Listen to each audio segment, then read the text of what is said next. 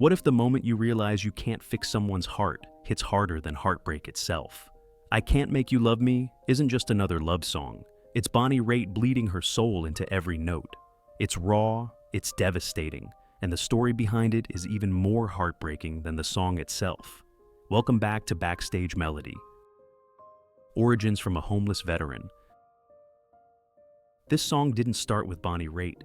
It didn't even begin with love in the romantic sense. It began with pain, loss, and a single sentence that carried the weight of a lifetime. Songwriters Reid and Shamblin found the spark for I Can't Make You Love Me in the most unexpected place. A newspaper article about a homeless Vietnam veteran. The man had been through everything: war, trauma, heartbreak. And when asked about love, all he could say was, I can't make her love me if she don't. It wasn't poetry. It wasn't even meant to be profound. But it hit like a gut punch because it was the rawest kind of truth. Reid and Shamblin couldn't shake that line. It haunted them, echoing in the silence long after they'd read it. They knew there was a song in those words, but turning a single line into something that could live forever wasn't easy. Reid wasn't your typical songwriter. Before his music career, he'd been a professional NFL player, a guy known for tackling quarterbacks, not writing delicate love songs. But when he sat down with Shamblin, who had his own way of digging deep into human emotions, they realized this wasn't just a lyric, it was a universal confession. They wrote late into the night, struggling to capture the feeling of that one statement. How do you take something so simple and make it feel like the heaviest thing in the world? It took months, and even then, the song we know today didn't sound anything like the first version. Originally, I Can't Make You Love Me was fast, almost like a bluegrass track. Completely wrong for what it needed to say. It sounded too cheerful for something so heartbreaking, Reid later admitted. So they slowed it down, stripped away the excess, and turned it into the kind of song that feels like it stops time. When Bonnie Raitt first heard it, she didn't just listen, she felt it. She later said that the lyrics were so devastatingly honest that she knew she had to sing it. It wasn't just a song anymore. It was an emotional reckoning, and she was ready to carry it. A long journey to perfect form. By the time I Can't Make You Love Me landed in Bonnie Raitt's hands, she had lived through enough heartbreak and struggle to know exactly what those lyrics meant. The late 1980s had been brutal for her. She had been dropped by her record label, her career was stalling, and her personal life was in chaos. Years of heavy drinking and partying had taken their toll. In her own words, she felt like she was drowning. But Raitt wasn't someone who stayed down. In 1987, she got sober, and it was like a fire had been lit under her career. Just 2 years later, her comeback album Nick of Time would win her 3 Grammy Awards and finally give her the recognition she deserved. But it was I Can't Make You Love Me, recorded for her 1991 album Luck of the Draw, that would cement her place in music history. The song came to her through her producer, Don Was, who instantly knew it was meant for her voice. It's not just a breakup song, Raitt once said. It's a surrender. It's about letting go of the fight, even when your heart's still holding on. She understood that feeling deeply because she had lived it, both in love and in life. To bring the song to life, Raitt surrounded herself with an extraordinary team. Bruce Hornsby, known for his ability to make a piano sound like a conversation with your soul, was brought in to craft the piano line. His delicate, almost trembling notes became the backbone of the track. It was the perfect complement to Bonnie's voice, a voice that could cut like glass and heal at the same time. But the recording process wasn't easy. Raitt didn't want the song to sound like it had been sung over and over again in the studio. She wanted it to feel like a single, heartbreaking confession, the kind you make once and never again. She knew that if she tried to perfect it, she'd lose the raw emotion that made the song so powerful. Don Was made a bold suggestion. Let's record it in one take. No rehearsals. Just let it be what it is. It was risky, but Raitt agreed. And that single, unrepeatable take became the version of I Can't Make You Love Me that the world knows today. The single take that broke hearts. The final recording of I Can't Make You Love Me is often described as lightning caught in a bottle. It wasn't polished or overproduced. It was one moment of raw vulnerability captured forever. When Bonnie Raitt stepped into the studio to record it, she treated the song like it was a conversation with someone who had just broken her heart. There was no room for technical perfection, only emotion. Bruce Hornsby sat at the piano, playing a minimal yet haunting melody. Every note seemed to hang in the air, as if waiting for her voice to fill the silence. Raitt closed her eyes, took a breath, and began singing. From the very first line, "Turn down the lights," you can feel the exhaustion in her voice, like someone who has finally accepted the painful truth. By the time she reached the chorus, the studio was silent. Nobody dared move. Producer Don Was knew they were witnessing something extraordinary. When the take ended, Raitt's voice cracked slightly, not from weakness, but from the weight of what she had just delivered. She turned to Don Was and said, "I can't sing that again." She didn't mean that she wouldn't. She meant that she literally couldn't. The emotions were too real, too heavy to summon twice. And Don Was agreed. There was no need. That single take had everything: the trembling pain, the acceptance, and the quiet devastation. To this day, Raitt says that recording was one of the most emotionally draining experiences of her career. She poured every ounce of her history into it, every heartbreak, every loss, every moment of surrender. That's why the song doesn't feel like it's being performed. It feels like it's being confessed. The power of that recording is undeniable. You can hear the silence between the notes, the kind of silence that only comes when someone is standing in the middle of their own truth. And that's why "I Can't Make You Love Me" resonates so deeply.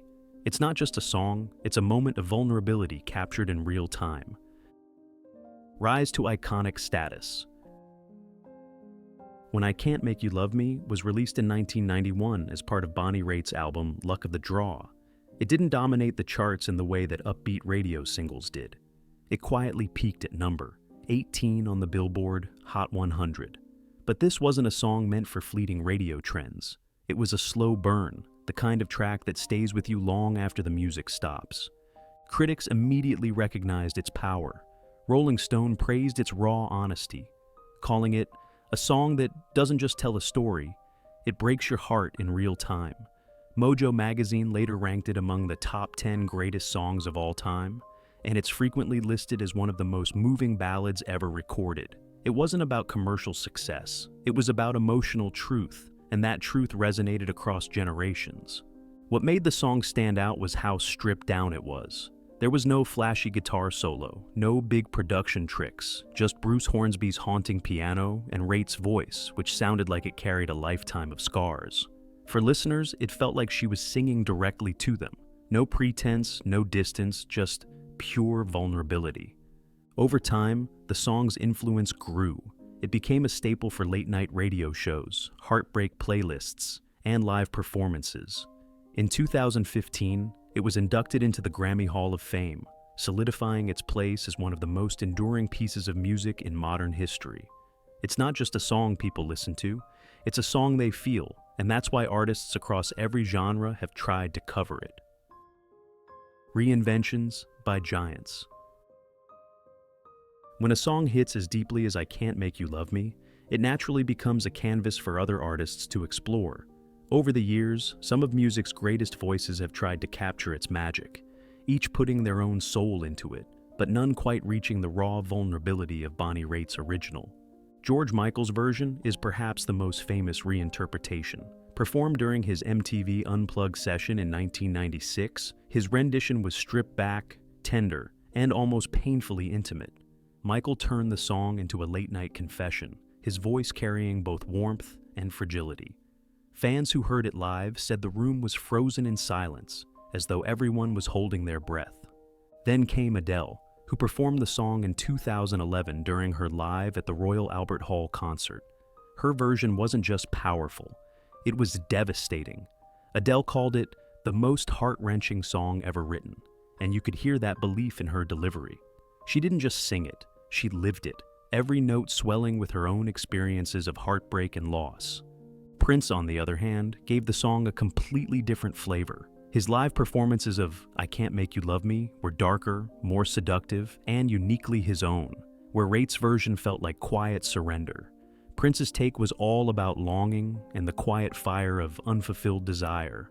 It was a testament to the song's versatility, how it could be interpreted in so many different emotional shades and still hold its power. Even jazz prodigy Joey Alexander recently breathed new life into the song with his 2023 instrumental rendition, proving that the melody alone could carry the same emotional weight as the lyrics. These reinventions keep the song alive, but they also serve as a reminder of how untouchable Bonnie Raitt's version is. Everyone brings something new, but her single-take recording remains the definitive version, a benchmark for authenticity in music. Bonnie's own dark turn and recovery. The reason I Can't Make You Love Me feels so real is because Bonnie Raitt wasn't just singing about heartbreak, she was singing about survival. In the early 1980s, Raitt's career had hit rock bottom. Despite critical acclaim for her earlier work, she was dropped by her record label, struggling to stay relevant in a rapidly changing music industry. Behind the scenes, her heavy drinking and substance use were spiraling out of control. Raitt has openly admitted that she didn't believe she'd live past 50 if she kept going the way she was. "I was running myself into the ground," she said in interviews. "I didn't even know who I was anymore." By 1987, she made a life-altering decision. She checked herself into rehab and got sober. That moment marked the beginning of not just a comeback, but a complete rebirth as an artist. Her sobriety gave her clarity, both in her music and her personal life. She returned to the studio with a deeper sense of purpose, pouring her pain and resilience into every song. When I Can't Make You Love Me came along, it wasn't just another ballad. It was a reflection of everything she had been through. The acceptance of love lost mirrored her own acceptance of the battles she couldn't fight anymore. For Raitt, the song wasn't about wallowing in heartbreak. It was about the strength it takes to let go. That same strength had helped her rebuild her life from the ground up. When she sang the lines, "I'll close my eyes, then I won't see the love you don't feel when you're holding me," it felt as though she was also closing the door on her own destructive past. Activism, aging, and unfiltered emotion. Today, Bonnie Raitt is more than a music legend. She's a living testament to resilience and authenticity. With over 38 years of sobriety, she has proven that her struggles didn't define her, they refined her. In interviews, Raitt often credits her recovery not just for saving her career, but for saving her life. It gave her the clarity to embrace what truly mattered: the music, the stories, and the emotional connections with her audience. On stage, I Can't Make You Love Me remains her defining moment. Even after decades of performing it, she still sings it as if she's living through it for the first time. Fans have described her live renditions as transformative. Crowds fall into absolute silence, some holding back tears, others letting them flow freely.